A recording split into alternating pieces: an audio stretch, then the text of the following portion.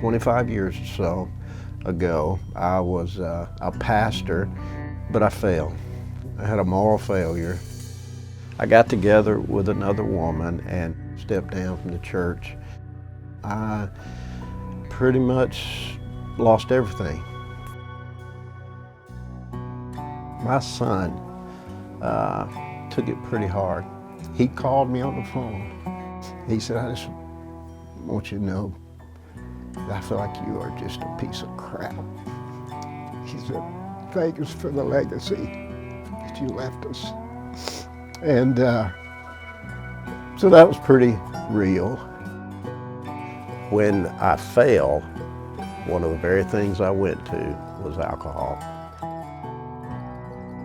But one morning about 4 o'clock, just like you and I are sitting here talking today, Jesus showed up in my little Ford Ranger pickup truck. I was so embarrassed.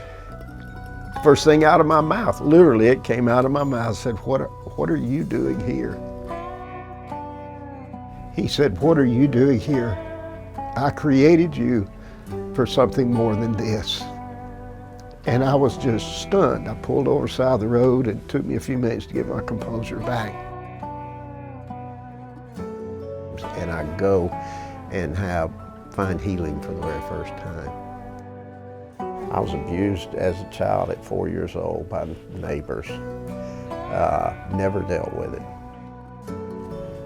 I would dream and I would wake up, these guys would be sitting around in a circle in the woods where this happened, and they'd be laughing at me. I could see their faces and they'd be laughing at me. And I don't know how many times I dreamed that dream. I shared this with a brother. So anyway, Jesus did some beautiful healing. And you know, I went back. The guys were still sitting there, but they didn't have any face and they weren't laughing anymore. The healing had transpired. Actually served as our sheriff's chaplain, and we have Celebrate Recovery at our church, and I'm the ministry leader there. A few years later, my son was married, and he had my first grandson. And he called me on the phone. My son said, Dad, it would be our honor, if you're okay, we would love to name our son Oliver Rex. And it's a beautiful God thing because it didn't start off that way by any shape.